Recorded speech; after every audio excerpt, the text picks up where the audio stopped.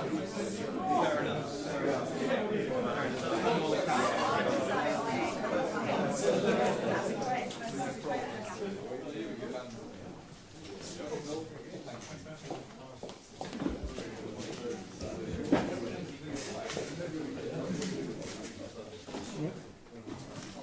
welcome everybody. We've also seen the team, and Stuart's going to make some opening comments, and then we'll throw it over to the floor. So, Stuart. Yeah, welcome. Obviously, you've got the team, as David said, a couple of changes, one or two enforced, but it is a strong team, and we're looking forward to the challenge of Argentina this weekend. Just to talk you through them quickly, so Joe Marler starts. Mako, as you know, is unavailable this weekend. Alex Corbicero trained once on Tuesday, so today was his second training session really, so he takes his place on the bench. Dylan starting at hooker. Tom Young's on the bench. His wife has been expecting a child, and they've got a baby girl this morning, so well done to them. Tom's coming back tonight. David Wilson starting at tighthead with Dan Cole on the bench, so a change there, and Jeff Parney coming on the bench over Dave Atwood, so great to have him back in the equation. And then obviously the final change, Marlon Yard failing the fitness test this morning, Ben Foden starting on the wing, and Alex Good is on his way back. The only other comments really are Ben Youngs didn't train today. There's a late fitness test on him tomorrow morning with Danny Kerr on standby, and Christian Wade unavailable for selection, has a tight hamstring from Tuesday's training, so he's unavailable. Stuart, you said in the press release that Christian Wade was in contention to play this weekend. Would he have started? How good an opportunity might it have been to have had another look at him? Yeah, there was a good chance he was going to start. I mean, certainly he trained in the squad on Tuesday afternoon, but I guess part of the reason I only announced the side on a Thursday is because you want to get through the end of Tuesday afternoon, and unfortunately his hamstring tightened up reaching down for a ball, and it's a grade 1 hamstring, so he's probably going to be right by Sunday, Monday. So there's a good chance he'll be available for the New Zealand game, but he misses out this time, and we'll go with Ashton and Foden. So Ashton knows that he was in your thoughts. It's going to spur him on. I guess you want to see a response from Ashton. Definitely.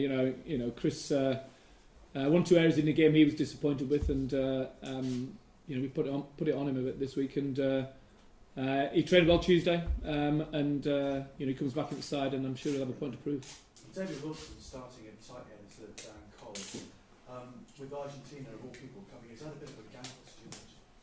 No, not really. I don't think so at all. I think David Wilson was outstanding in Argentina in the summer for us.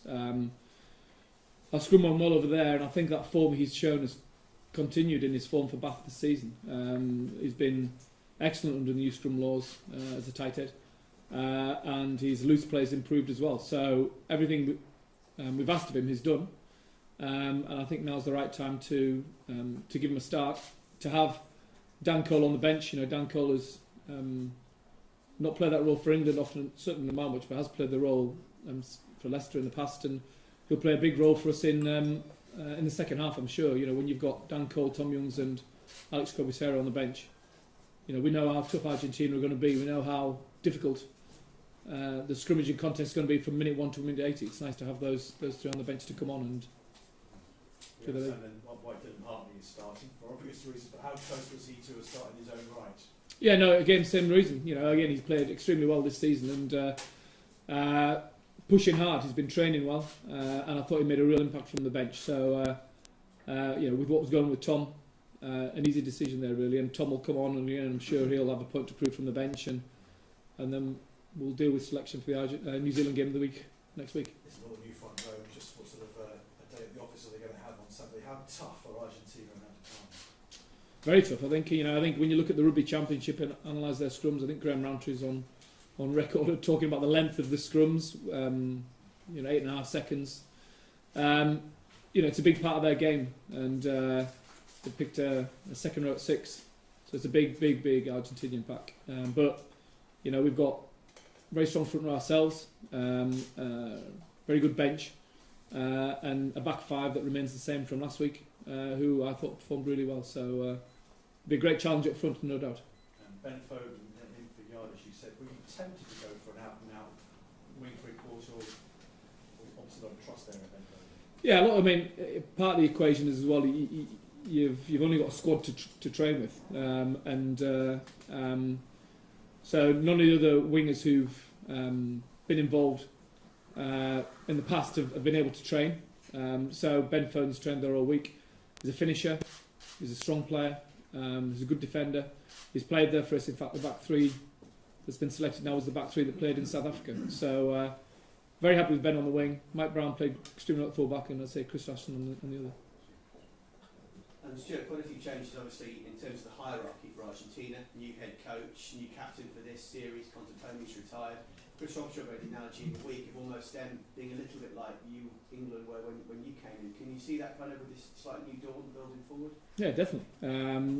You know, the side we played in the summer had rested a lot of players, and as they moved through the Rugby Championship, their performances dropped off a little bit towards the end. But at the start, you saw how competitive they were. I think New Zealand beat them 28-13. South Africa beat them 22-17.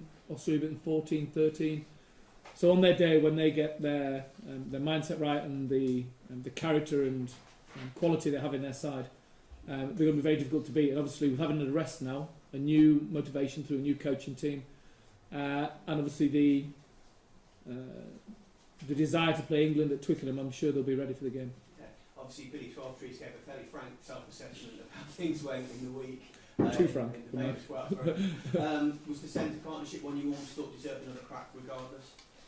No, not necessarily. I mean, I didn't think Billy Quack played as badly as he portrayed. You know, he made one or two errors, but I think he's a quality player, and he's trained and played well consistently for us. And we've got to give him another opportunity to play well. I don't think the whole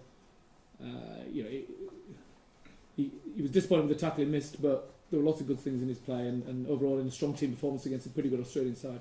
And just finally, as we build obviously to this World Cup in 2015, in fact you've rotated an entire front row and also got Forbes on the bench who's not featured from the start yet. That was both extremely well this competition in a very important area.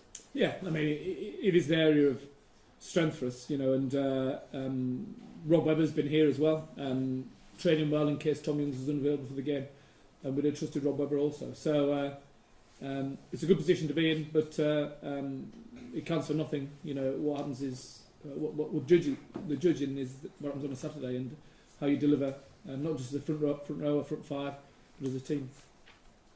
Okay, we've got some special guests here. So Kieran and Ben, his brother, and Kieran's going to ask a question to Stuart. What are your targets for the end of this season? It's a good question. I get asked that a lot by the journalists. I think we set out a target when we first started to be ranked top 2 in the world by the end of this season. So going into the 2014-2015 season, that was our target really. We want to get there, and I think looking at the world rankings now, we're third. We're very close behind South Africa. So we want to keep our winning streak going and put pressure on them and try and get that number 2 slot. Thanks, Kieran. Thanks, everyone. Move next door for the Thank you. Stuart, just one quick one. What's the rationale with Alex Good on the bench, given you got 2 fullbacks on the field and Flood there at 10? Because is there not an opportunity to have a look at Farrell or on the wing? Oh no, on the bench. Oh, see, yeah, we need some back 3 cover. So if we lost a winger, Mike Brown would cover wing, Alex Good would cover 15. That's where we saw it.